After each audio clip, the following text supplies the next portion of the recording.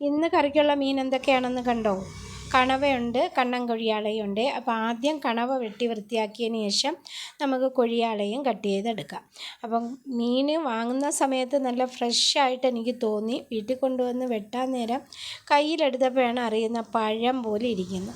അപ്പോൾ അതിൻ്റെ പെനലും വാലിൻ്റെ കട്ടിയുള്ള ഭാഗവും വെട്ടാനായിട്ട് ഒരു കത്തിയെടുത്ത്, പിന്നെ അതിൻ്റെ സൈഡിലത്തെ ആ മുള്ളൊക്കെ കട്ട് ചെയ്യാനായിട്ട് അടുത്ത കത്രിക എടുത്തു, മീൻ പീസാക്കാനായിട്ട് കട്ടിംഗ് ബോർഡും അടുത്ത കത്തിയും എടുത്ത്, അങ്ങനെ 3 ആയുധം കൊണ്ടാണ് ഞാൻ ഈ മീനിനെ റെഡിയാക്കി എടുത്തത്. അപ്പോൾ ഇത്തിരി മൂർച്ച കുറവുള്ള പിച്ചാത്തിയാണെങ്കിൽ നമ്മൾ ഈ മീൻ പീസാക്കുന്ന സമയത്ത് അകത്തുനിന്ന് ഇങ്ങനെ മാംസം ചിന്നി വെളിയിലോട്ട് വരും. അത് ഒഴിവാക്കാനായിട്ടാണ് ഞാൻ ഇങ്ങനെ ചെയ്തത്.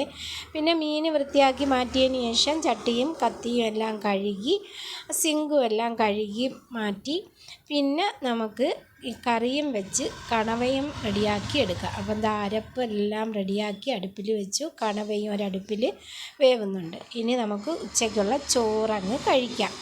അപ്പോൾ എൻ്റെ വീഡിയോ കണ്ട് ഇഷ്ടപ്പെടുന്നവർ ലൈക്ക് ചെയ്യാനും ഷെയർ ചെയ്യാനും സബ്സ്ക്രൈബ് ചെയ്യാതെ കാണുന്നവരൊന്ന് സബ്സ്ക്രൈബ് ചെയ്ത് സപ്പോർട്ട് ചെയ്യാനും മറക്കല്ലേ. അടുത്തൊരു വീഡിയോ ആയിട്ട് ഇൻഷാ അല്ലാഹ് വീണ്ടും വരാം.